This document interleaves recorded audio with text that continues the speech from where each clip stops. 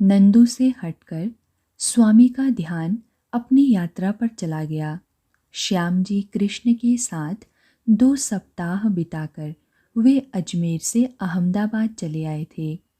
साबरमती के तट पर बसा अहमदाबाद 1411 ईस्वी में अहमद शाह बहमनी ने बसाया था। उसने इसकी नींव हिंदू नगर असावल या आशापल्ली पर रखी थी। इससे पहले गुजरात की राजधानी अनहलवाड़ा या पाटन और उससे भी पहले वल्लभी में थी। जैन स्तोत्र तीर्थमाला चैत्य में संभवतः अहमदाबाद को ही कर्णावती कहा गया है। वेदे श्री कर्णावती शिवपुरे नागद्रहे नाणके 1273 ईस्वी से 1700 ईस्वी तक अहमदाबाद की समृद्धि गुजरात की राजधानी के रूप में बड़ी चढ़ी रही। 1615 ईस्वी में सर टॉमस रो ने अहमदाबाद को तत्कालीन लंदन के बराबर बड़ा नगर बताया था। 1638 ईस्वी में एक यूरोपीय पर्यटक ने अहमदाबाद के विषय में लिखा था कि संसार की कोई जाति या एशिया की कोई वस्तु ऐसी नहीं है जो अहमदाबाद में दिखाई न पड़े। ऐसा विराट और वैभवशाली था अहमदाबाद। आश्चर्य नहीं कि शाहजहां ने मुमताज के विवाह के पश्चात अपने जीवन के कई सुखद वर्ष यहीं बिताए थे। अहमदाबाद की तत्कालीन समृद्धि के कारण इसका सूरत आदि बड़ी बंदरगाहों के पृष्ठ प्रदेश में स्थित होना था। इसीलिए इसे गुजरात की राजधानी बनाया गया था। गुजरात के सुल्तानों के बनवाए हुए अनेक भवन आज भी वर्तमान हैं, जो हिंदू तथा मुस्लिम वास्तुकला के समन्वय के सुंदर उदाहरण हैं। स्वामी ने सोचा, गुजरात में इस समन्वित शैली की नींव डालने वाला सुल्तान अहमद शाह ही था। इन भवनों में पत्थर की जाली और नक्काशी का काम सराहनीय है। यहाँ के स्मारकों में जामा मस्जिद मुख्य है। इसे 1424 में बनवाया गया था। स्वामी उसे देखने गए थे। उसमें 260 स्तंभ थे। स्वामी उसे घूम घूम कर देख रहे थे। ऐतिहासिक भवन देखते ही स्वामी जैसे इतिहास के उसी काल में पहुंच जाते थे। सारा इतिहास उनके सामने मानसल रूप में प्रकट हो जाता था। उसे इस प्रकार जीवंत रूप में देखना स्वामी को जैसे मतवाला बना देता था। क्या है, क्या कर रहे हो यहाँ? स्वामी ने स्तंभ से अपनी दृष्टि हटाकर उस व्यक्ति की ओर देखा। वह दाढ़ी वाला एक ऐसा आदमी था जिसने मूछें साफ कर रखी थी, टखनों से ऊंचा पाजामा और लंबा कुर्ता पहन रखा था। सिर पर एक सफ़ेद टोपी थी। स्वामी उसकी ओर देखते रह गए। क्या जानना चाहता है वह? मैंने पूछा, क्या कर रहे हो? उस व्यक्ति ने पुनः कहा। यहाँ लोग क्या करने आते हैं? स्वामी ने भी प्रश्न किया। यहाँ लोग इबादत करने आते हैं, तमाशा करने नहीं। वह कुछ रोष में बोला। मैं भी तमाशा करने नहीं आया, स्वामी बोले। लगता है तुम कुछ तमाशा करना चाहते हो। तुम काफिर हो। काफिर नहीं, हिंदू हूँ। एक ही बात है, वह व्यक्ति बोला। तो तुम न यह जानते हो कि काफिर किसे कहते हैं और न ही यह जानते हो कि हिंदू क्या होता है। हिंदुओं का भगवा चोला पहनकर मस्जिद में आ गए और अब मुझे ही समझा रहे हो कि हिंदू क्या होता है। उस व्यक्ति का स्वर कुछ ऊंचा हो गया। चोला तो वह है जो भगवान ने पहनाकर संसार में भेजा है। तुम्हें शायद उसमें भी आपत्ति होगी। स्वामी बोले, मैं मस्जिद देखने आया हूँ, इसलिए इन स्तंभों को देख रहा हूँ। तुम इबादत करने आए हो पर मुझे देख रहे हो। अपना काम क्यों नहीं करते? मेरा काम तुम जैसों को सबक सिखाना भी है। वह व्यक्ति स्वामी की ओर बढ़ा। तब तक कुछ और लोग भी वहां एकत्रित हो गए थे। क्या बात है स्वामी जी? एक ने पूछा। बात तो यही बताएंगे, स्वामी बोले। मेरी समझ में तो इतना ही आया है कि मस्जिद के भीतर ये भगवा वस्त्र देखकर भड़कते हैं। यह बैल का गुण इनमें कहाँ से आ गया? भीड़ में से किसी ने कहा। अल्लाह के बंदे, दूसरे व्यक्ति ने कहा, या तो तुम लिखकर बाहर लगा दो कि मस्जिद में दाखिल होने के लिए कैसा लिबास होना चाहिए, या फिर अपना और हमारा तमाशा बनाना छोड़ो। पहला व्यक्ति आग बबूला हो रहा था, पर इतनी बात उसकी समझ में भी आ रही थी कि वहां एकत्रित लोग उसका समर्थन नहीं कर रहे हैं। तो तुम साधारण कपड़ों में नहीं आ सकते थे जो यह पहन आए? पहले व्यक्ति ने किसी प्रकार स्वयं को संयत कर स्वामी से कहा। मेरे पास यही कपड़े हैं। मैं भवनों के अनुसार अपना वेश नहीं बदलता। स्वामी हंसकर बोले, अल्लाह तक पहुंचना है तो अपना मन बदलो, वस्त्रों से कुछ नहीं होगा। अल्लाह मियाँ दर्जी नहीं है कि वस्त्रों को देखकर व्यक्ति को भक्ति देते हों। स्वामी वहां से चले आए। रानी सिप्री की मस्जिद 50 फुट लंबी और 20 फुट चौड़ी थी। छोटी थी किंतु सुंदर थी। संभवतः वह सामान्य जन के लिए नहीं थी, वह सीमित उपयोग के लिए ही रही होगी। सीदी सैयद की मस्जिद पत्थर की जालियों से सज्जित खिड़कियों के लिए प्रख्यात थी। वे सुंदर जालियां ही कदाचित मस्जिद को आवासीय भवनों से पृथक करती थी। मार्ग में चलते हुए अहमदाबाद में समृद्धि की विपुलता तो दिखाई देती थी, किंतु धूल भी बहुत उड़ रही थी। स्वामी को ध्यान आया कि इसी धूल से व्याकुल होकर जहांगीर ने अहमदाबाद का नाम गर्दाबाद रख दिया था। धूल का एक ही समाधान था कि वे पानी की ओर चलें। बनात नगर के दक्षिण फाटक राजपुर 100 पौन मील पर कांकरिया झील थी, जिसे सन 1451 ईस्वी में सुल्तान कुतुबुद्दीन ने बनवाया था। झील से स्वामी लौटे तो नगर में एक द्वार पर खड़े हो गए। उन्होंने फाटक के साथ लगी पट्टिका पर लिखा नाम पढ़ लिया था, लाल शंकर त्रिवेदी, सब जज। जज साहब अभी कचहरी गए नहीं थे, जाने की तैयारी थी। कोचवान बग्घी लिए खड़ा था। स्वामी भी एक ओर होकर शांत भाव से खड़े हो गए। कोचवान ने उनकी ओर देखा, किंतु न उनसे कुछ कहा, न स्वामी ही कुछ बोले। त्रिवेदी जी बाहर निकले। उन्होंने देखा कि एक भगवाधारी फाटक पर खड़ा है। किसी से कुछ कह नहीं रहा, न मांग रहा है, न पुकार लगा रहा है। उसके मन में खींच जन्मी। प्रातः ही एक भिखारी द्वार पर आया खड़ा है, और यह साइस का बच्चा इतना निकम्मा है कि उसने अभी तक उसे यहाँ से हटाया भी नहीं है। शायद भिक्षुक के खड़े रहने का उस पर कोई प्रभाव नहीं पड़ता, किंतु त्रिवेदी जी को लगता है कि भिक्षुक उनकी छाती पर खड़ा है। सारे विरोध के बावजूद उन्हें लगा कि भिक्षुक का चेहरा काफी संभ्रांत सा लग रहा है। क्या चाहिए? उन्होंने कुछ ऊंची आवाज में पूछा। भिक्षा के लिए खड़ा हूं। स्वामी के स्वर में अपार धैर्य था। ऐसे कह रहे हो जैसे ड्यूटी पर खड़े हो। शिव शिव, ड्यूटी पर ही खड़ा हूं प्रियजन, स्वामी ने कहा।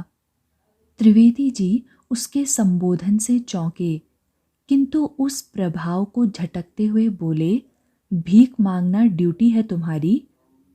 उनके स्वर में रोष खनकने लगा था। नहीं, ड्यूटी तो प्रभु का नाम जपना और उसके दासों की सेवा करना है, किंतु किंतु क्या? लाल शंकर कुतूहलवश रुक गए। किंतु प्रभु ने इस शरीर में पेट नामक एक यंत्र भी लगा दिया है। उसकी चक्की चलाए रखने के लिए अन्न चाहिए, अतः भिक्षा भी एक प्रकार की ड्यूटी हो जाती है। हम तो प्रभु के सेवक हैं, उसकी आज्ञा का पालन कर रहे हैं। त्रिवेदी जी खींच तो गए, किंतु उनके ध्यान में आए बिना न रहा कि भिक्षुक गूंगा नहीं है, तर्क कर सकता है। उसके पास शब्दों का कोई अभाव नहीं है। Now beggars will be our religious leaders. Lal Shankar अपने अधरों में बुदबुदाए और बग्घी में बैठ गए। Rich will lead you to riches, only beggars can lead you to God. कोचवान को चलने का आदेश देता त्रिवेदी जी का स्वर कंठ में ही जम गया। उन्होंने जो कुछ कहा था अपने आप से ही कहा था। जो कुछ कहा था वह गुजराती में नहीं, अंग्रेजी में कहा था, और इतने मंद स्वर में कहा था कि उनका कोचवान भी उसे न सुन सके। किंतु इस सन्यासी ने न केवल वह सब सुन लिया था, वरन समझ भी लिया था, और उसका कितना संतुलित उत्तर दिया था। Only beggars can lead you to God. उसके कान बहुत तेज थे, दूर तक सुन सकता था, और उसे अंग्रेजी भी आती थी। वे चकित थे। उनके द्वार पर भिक्षा की प्रतीक्षा में खड़ा यह भिक्षुक इतनी अंग्रेजी जानता था जितनी उनके कार्यालय में काम करने वाले बाबू भी नहीं जानते थे। आपको अंग्रेजी आती है? उनका स्वर सम्मानजनक हो गया और वे सन्यासी के निकट आ गए। थोड़ी बहुत। मैंने कलकत्ता विश्वविद्यालय में शिक्षा पाई है। तो फिर भिक्षा क्यों मांग रहे हैं? अंग्रेजी जानने वालों को भिक्षा नहीं मांगनी चाहिए। स्वामी मुस्कुरा रहे थे। मेरा अभिप्राय है कि उन्हें भिक्षा मांगने की आवश्यकता ही नहीं होती। तो इंग्लैंड और अमेरिका में लोग अंग्रेजी में भिक्षा क्यों मांगते हैं? स्वामी बोले, त्रिवेदी जी, सन्यासी भिक्षा इसलिए नहीं मांगता कि वह अपनी आजीविका कमा नहीं सकता। वह तो इसलिए मांगता है क्योंकि वह ईश्वर निर्भर है। उसका भोजन गृहस्थ के घर से नहीं, ईश्वर के घर से आता है। लाल शंकर चौंके। वह उनका नाम ले रहा था। आपको मेरा नाम कहाँ से मालूम हुआ? आप क्या कपाल की रेखाएं पढ़ना जानते हैं? नहीं। स्वामी हंसे। फाटक पर लगी पट्टिका पर से नाम पढ़ना जानता हूँ। ओ। लाल शंकर कुछ सहज हुए। सन्यासी पाखंडी नहीं था, नहीं तो यह मान जाता कि वह कपाल की रेखाएं पढ़ना जानता है। पर यदि भिक्षा ही मांगनी है तो आपकी शिक्षा किस काम की? जज साहब, स्वामी हंसे, एक शिक्षा होती है ब्राह्मण की जो ज्ञान प्राप्त करने के लिए होती है। एक शिक्षा होती है बनिए की जो धनार्जन के लिए होती है। मैंने शिक्षा का व्यापारीकरण नहीं किया है। लाल शंकर कुछ सोचने लगे थे। मेरे साथ आइए। वे घर के अंदर की ओर मुड़े। आप मुझे आने के लिए कह रहे हैं? स्वामी ने पूछा। हाँ, आइए, मैं आपके ठहरने की व्यवस्था कर दूं। पर मैं तो केवल एक मुट्ठी भिक्षा के लिए खड़ा था। जानता हूँ, लाल शंकर बोले। अहमदाबाद में आपके पास कोई आश्रय है? ठहरने का कोई स्थान? हाँ। कहाँ? प्रभु ने बहुत पेड़ उगाए हैं अहमदाबाद की इन सड़कों पर। मैं किसी भी वृक्ष की शरण में रह सकता हूँ। ओ। लाल शंकर हंसे। आपको वृक्ष के नीचे सोने की आवश्यकता नहीं है। मैं नौकर से कह देता हूँ, वह आपके लिए उचित व्यवस्था कर देगा। आप विश्राम करें, मैं भोजन के समय आपसे मिलूंगा। आप अपने मकान में एक अपरिचित भिक्षु को ठहराएंगे? एक गेस्ट रूम है, प्रायः सरकारी लोग आते रहते हैं। पर मैं सरकारी आदमी नहीं हूँ। स्वामी बोले, आप किसी भ्रम में तो मेरे लिए यह प्रबंध नहीं कर रहे? नहीं, आप बड़े सरकार की ओर से आए हैं। लाल शंकर ने अपना हाथ आकाश की ओर उठा दिया। भोजन के समय जज साहब घर लौटे। आपके भोजन के लिए कैसी व्यवस्था हो? उन्होंने पूछा। बैठने की व्यवस्था, बर्तनों की व्यवस्था। मैं कहीं भी बैठकर किन्हीं भी बर्तनों में भोजन कर सकता हूँ। स्वामी बोले, सन्यासी मुक्त होता है, वह रूढ़ियों का बंदी नहीं होता। आप मेरे साथ मेज पर बैठकर चीनी मिट्टी के बर्तनों में भोजन कर लेंगे? यदि आपको कोई असुविधा नहीं है तो मुझे कोई आपत्ति नहीं है। स्वामी बोले, यह निर्णय तो आपका रहेगा। आप पहले ऐसे सन्यासी हैं। लाल शंकर कुछ कहते कहते रह गए, किंतु स्वामी उनका अभिप्राय समझ चुके थे। स्वामी ने कुछ नहीं कहा। आपको स्वामी जी कहना उचित रहेगा। यह तो आपकी इच्छा पर है। वैसे हमारे समाज में भगवा वस्त्र देखकर लोग स्वामी जी ही कहते हैं। अच्छा, एक बात और, लाल शंकर बोले, आप भोजन के समय मौन तो नहीं रहते, बातें करते हैं ना? शायद सबसे अधिक बातें भोजन के समय ही करता हूँ। लाल शंकर ने सुख की सांस ली। उनके चेहरे का तनाव ढीला पड़ गया। शांत स्वर में बोले, मेरी एक जिज्ञासा है स्वामी जी। स्वामी ने कुछ नहीं कहा, केवल उनकी ओर देखा। हमारा धर्म हो या कोई और धर्म, वे सब बहुत अच्छी अच्छी बातें करते हैं।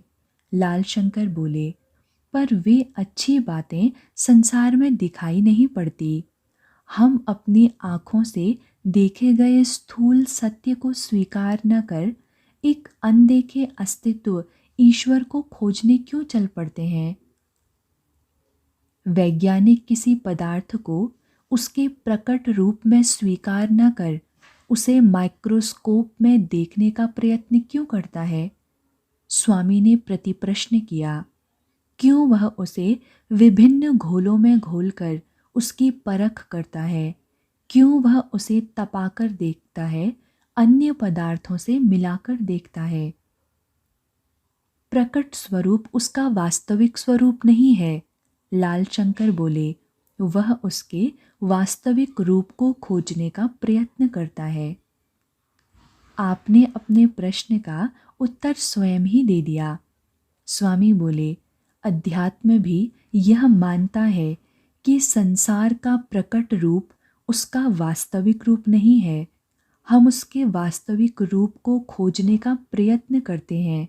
जैसे सामान्य नागरिक जल को जल मानकर संतुष्ट रहता है, उसमें से ऑक्सीजन और हाइड्रोजन को नहीं खोजता, वैसे ही सामान्य मनुष्य संसार को संसार के रूप में ही स्वीकार करता है, उसके पीछे छिपे ब्रह्म को खोजने नहीं जाता। जैसे वैज्ञानिक पदार्थ को उसके मूल रूप में जानना चाहता है, वैसे ही अध्यात्म संसार को उसके मूल रूप में जानना चाहता है। साधक एक प्रकार से अध्यात्म के क्षेत्र का वैज्ञानिक है। पर उसको खोजने की आवश्यकता क्या है? लाल शंकर बोले, मैं अपनी बात स्पष्ट कर दूं। वे रुके।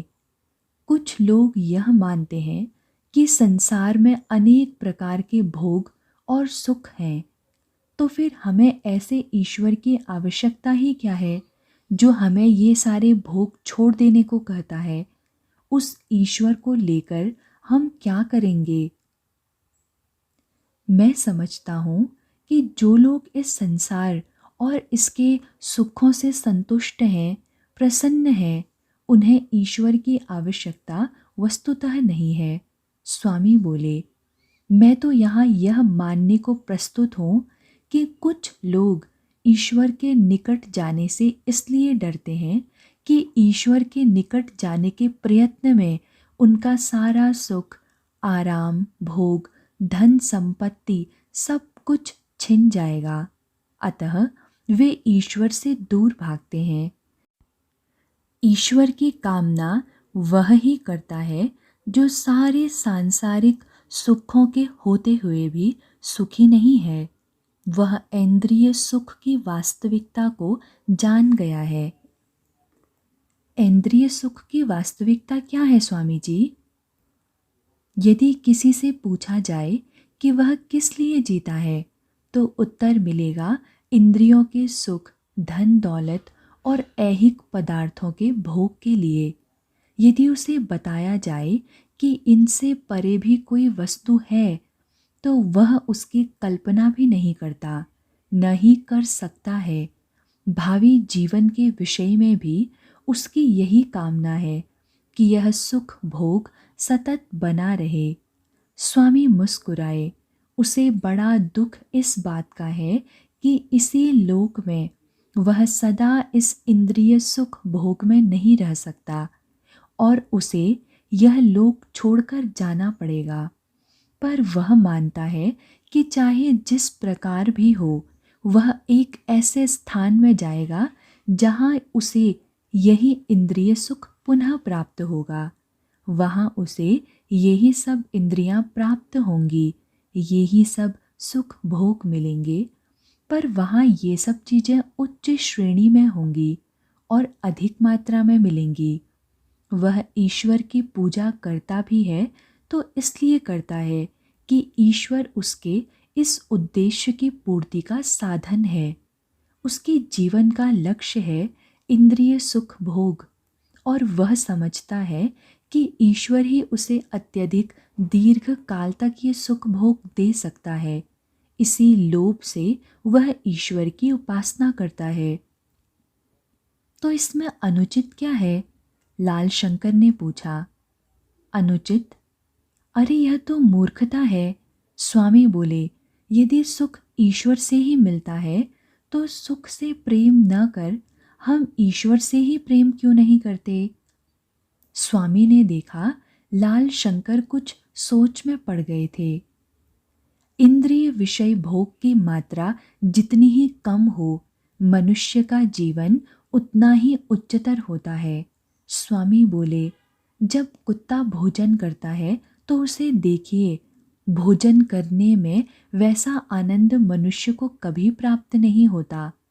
सूकर की ओर देखिए, खाते खाते कैसी हर्ष ध्वनि करता है। वहीं उसका स्वर्ग है। यदि उसके सामने स्वर्ग के देवदूतों का अधिपति भी उतर आए तो सूकर उसकी ओर देखेगा भी नहीं। उसका सारा सुख खाने में है। ऐसा कोई मनुष्य उत्पन्न नहीं हुआ जिसे भोजन करने में उतना आनंद आता हो। निम्न श्रेणी के प्राणियों की श्रवण शक्ति और दृष्टि के विषय में सोचिए। उनकी समस्त इंद्रियां उच्च स्तर तक विकसित होती हैं। उनके इंद्रिय सुख की मात्रा असीम होती है। वे इस इंद्रिय सुख भोग से पागल हो उठते हैं। इसी प्रकार मनुष्य भी जितनी नीची श्रेणी में होगा, उसे इंद्रिय विषयों में उतना ही सुख मिलेगा। मनुष्य जैसे जैसे उन्नति करता है, विवेक और प्रेम उसके जीवन के आदर्श बनते जाते हैं। उसके विवेक और प्रेम का जैसे जैसे विकास होता है, वैसे वैसे ही उसकी इंद्रियों के विषयों में आनंद अनुभव करने की शक्ति क्षीण होती जाती है। पर स्वर्ग की कल्पना तो इन सुखों के आधार पर ही है, लाल शंकर बोले। स्वामी हंसे। जब मनुष्य यह कहता है कि मैं ऐसी जगह पर जाना चाहता हूँ जहाँ इंद्रियों के सुखोपभोग और भी अधिक होंगे, तब वह यह नहीं समझता कि वह क्या मांग रहा है। उसे तो वह पशु स्तर तक पतित होने पर भी प्राप्त कर सकता है। लाल शंकर के चेहरे पर एक अद्भुत उल्लास झलका। स्वामी जी, आप कल्पना भी नहीं कर सकते कि आपने मेरी कितनी बड़ी समस्या का समाधान कर दिया है। स्वामी हंसे। आपकी समस्या का समाधान हो गया तो मेरी भिक्षा का औचित्य भी सिद्ध हो गया। स्वामी ने पूछा नहीं था, किंतु लाल शंकर उन्हें अपनी समस्या के विषय में जानकारी देना चाहते थे।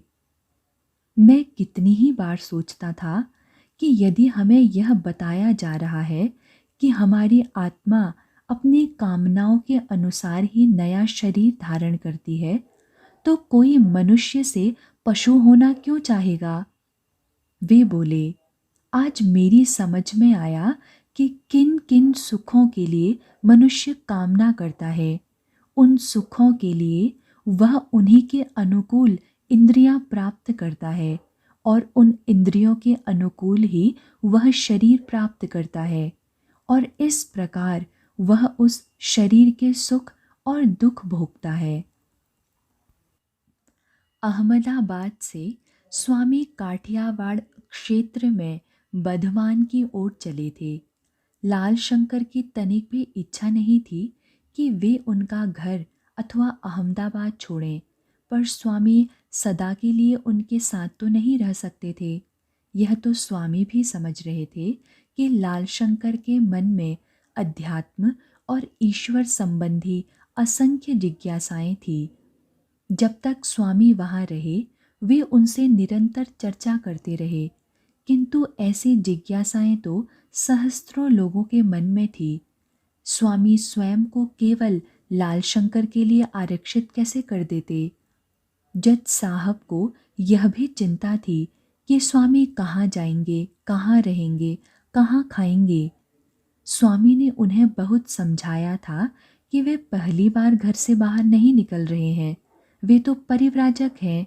उनका जीवन ही ईश्वर की खोज में इस प्रकार भटकना है। जब स्वामी किसी प्रकार नहीं माने तो लाल शंकर ने उन्हें लीमड़ी जाने का परामर्श दिया।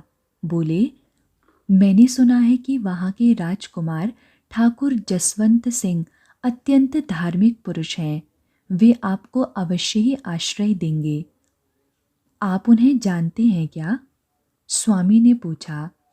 नहीं, मैं उन्हें व्यक्तिगत रूप से नहीं जानता, न ही वे मुझे जानते हैं, किंतु मैंने कई लोगों से उनकी प्रशंसा सुनी है।